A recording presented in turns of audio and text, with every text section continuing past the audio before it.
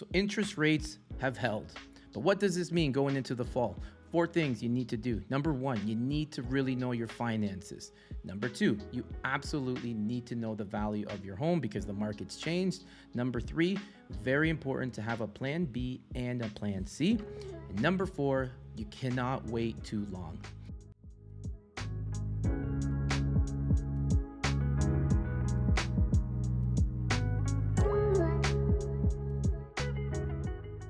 Hey, what's up, everybody? My name is Rene and I run a real estate team in the Oakville, Burlington, and Hamilton region. Before we talk about the real estate market, if you like this video, don't forget to give us a thumbs up. Also, if you'd like to see more of this content, please subscribe to our channel. And lastly, if there's something in the video that we didn't cover and you'd like to talk, please click the link in the description, book a one-to-one, and I'd love to talk about anything and everything real estate. So here we go. Let's talk about this fall market. The interest rates obviously have held. Tons of buyers are probably going to come into the market.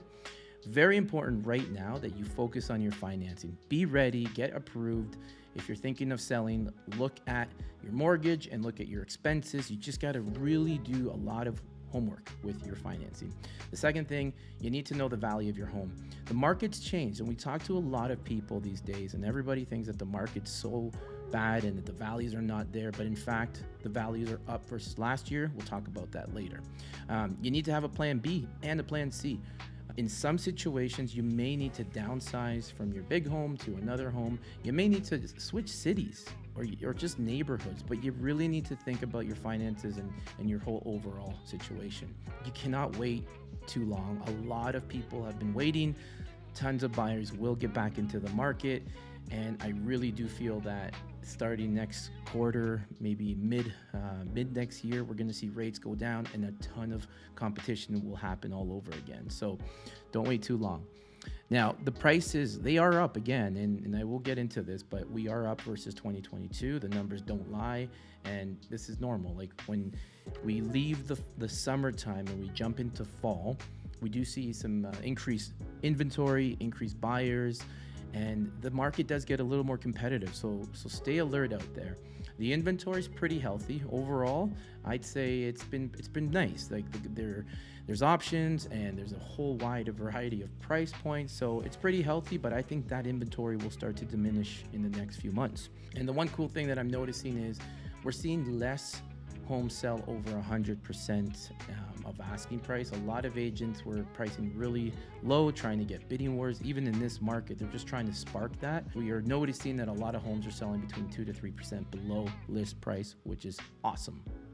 If we compare the market versus 2022 in terms of inventory, we are seeing that in some pockets it's down 4%. In other pockets, it's actually up 16%. The sales, similar sort of thing. In certain neighborhoods, it's down, but in some, it's actually up about 16%. I mentioned about the list price versus the selling price.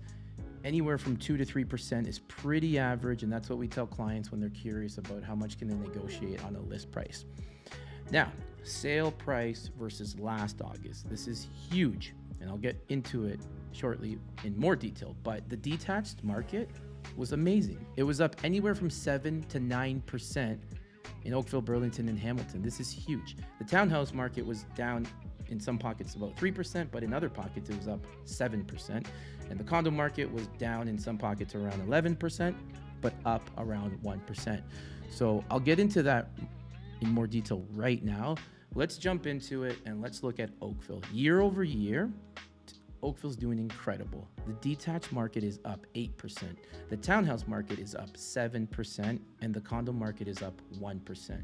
In Burlington, similar sort of thing. Burlington is up 9% for the detached market. For the townhouse market, it's up 2%, and the condo market is flat, which is okay. Hamilton, 7% versus last year in terms of detached. The townhouse market is down 3%, and the condo market is down 11%. And I know that sounds pretty bad, but it's because there's been a lot of construction and pre-con in Hamilton, which totally affects these sales. Now, if we look at the stats month over month, it's kind of up, kind of down. If we look at Oakville, It's only down 0.2% for the detached. The townhouse market is actually up 4%, and the condo market is up 13% month over month. If we look at Burlington, detached is down 4%. The townhouse market is up almost 1%, and the condo market is down 1%. So not huge numbers in terms of getting concerned about this. Hamilton, you're up 1% for detached. You're down 3% for the townhouse market, and for the condo market, you're down 7%. So the condo market is something that we're keeping a close eye in certain pockets where we see a lot of pre-construction. Now, I always like to do this in my video, and I like to look at the last 3 years and how has the market been. This is really interesting because over the last year that I've been doing this, there was a time where I was saying that the market over the last 3 years was up about 15 or 20%. And I kept saying that's not normal. But we're at the point now that if we look at Oakville, on average, over the last 3 years, detached market is up 8%. Townhouse market is up 6%, and condo market is up 8%. Now you're probably curious about whether or not that's good or bad. That's actually normal, that's good. Over the last 20 years prior to 2015, the average appreciation in Oakville, Burlington, Hamilton could have ranged between 5 to 7%, and that was for about a 20-year span. So looking at Burlington, the detached market is up 7%, the townhouse market is up 9%, and the condo market is 7%. Hamilton, 6% for the detached, 8% for the townhouse, and 9% for the condo. So those numbers are realistic, they're fair, and whatever appreciation we had a year ago or 2 years ago, get that out of your head. 20% per year is not real. This is real. If it goes below 5%, we got something to be a little concerned about. So here's my final thoughts. If you're a buyer, you gotta do the math and crunch some numbers. It's really important to look at where the values are right now versus where they could be next year. We can help with that.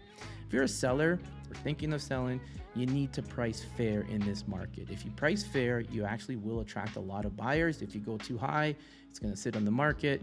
So pricing fair is critical.